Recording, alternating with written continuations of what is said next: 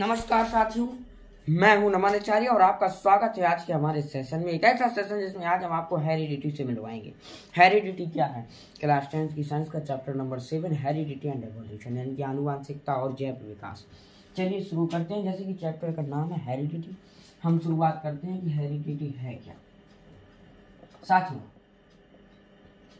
प्राणियों में one generation to next generation, पूर्वजों के यानी कि अपनी संतानों में, चाइल्ड्स पेरेंट्स के जो गुण और लक्षण यानी कि कैरेक्टरिस्टिक्स और डोमिनेंट ट्रांसफर होते हैं, हम इसी गुण को या हम इसी प्रोसेस को हेरिडिटी या आनुवंशिकता कहते हैं।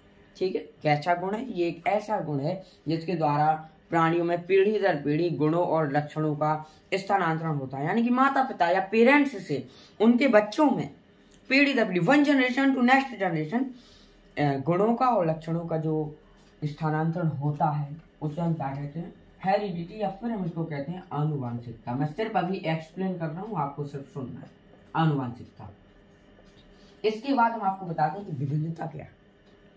साथियों, आपने देखा होगा कि जब एक पेरेंट्स कई सारी संतानों को जन्म देती है तो ऐसा तो है नहीं कि वो बिल्कुल एग्जैक्ट अपने मदर की तरह हो या फिर एग्जैक्ट बिल्कुल अपने फादर की तरह हो। कुछ गुण उनके मिल सकते हैं, लेकिन कुछ गुण उनके बिल्कुल डिफरेंट होंगे, अलग होंगे। और वही गुण जो उनके माता पिता से अलग हुए, पेरेंट्स से कुछ गुण बच्चों के फीचर्स अलग मिलते हैं, उसे ही हम क्या कहते हैं? उसे ही हम डिफरेंसेस या विभिन्नताएं कहते हैं। उसका दूसरा नाम या तो उसको डिफरेंसेस बोल सकते हैं या विभिन्नताएं। साथियों, इसके बाद हम आपको बताते हैं सबसे इंपॉर्टेंट क्वेश्चन है या सबसे इंपॉर्टेंट टॉपिक है, वो है ग्रेगर जॉन मेंडल साहब का। जी हाँ साथियों, ये कौन थे ग्रेगर जॉन मेंडल साहब, जिन्होंने पी प्लांट पर सबसे पहले तो आपको क्वेश्चन आ सकता है कि आनुवांशिकी के जनक कौन है या फादर ऑफ जेनेटिक्स, यानी कि किसने दिया था आनुवांशिकता का? Father of genetics. तो जब भी क्वेश्चन आए, ऑप्शन कुछ भी दिए हो, आपको टिक करना है ग्रेगर जॉन मेंडल। ये जो थे, इन्होंने मटर के पौधे पर अपना एक प्रयोग किया था 1866 में, सन याद रखना 1866 में, और उसके जो निष्कर्ष निकले थे फिर इन्होंने उसे 1866 में प्रकाशित किया था। तो इन्होंने क्या किया ग्रेगर जॉन मेंडल साहब ने कि मटर के पौधे पर इन्होंने कुछ अपने एक्सपेरिमेंट किए थे। वो क्या है आपको आगे बताएंगे। तो ठीक है, फादर ऑफ जेनेटिक्स किसे कहा जाता है? जीजे मेंडल या ग्रेगर जॉन मेंडल, शॉर्ट में हम इन्हें मेंडल साहब भी कह सकते हैं।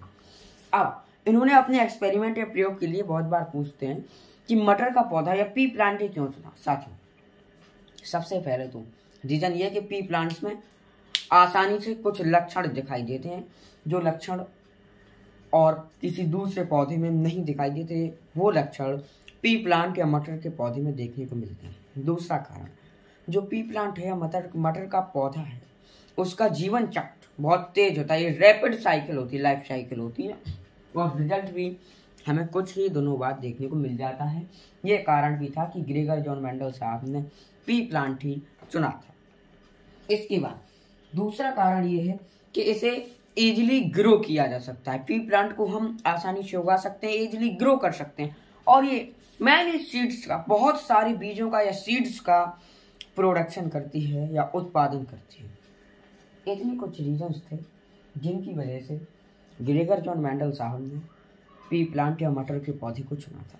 और हमने आपको बताया कि इन्होंने अपने प्रयोग किए तो उनको कब प्रकाशित किया? सन 1866 में, यानी कि 1866 में।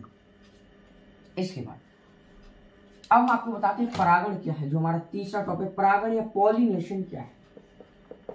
पॉलिनेशन, तो साथ देखिए, जो परागकण होते हैं, परागकण जो होते हैं उनका परागकोश से या एंथर से कहाँ तक पहुंचना?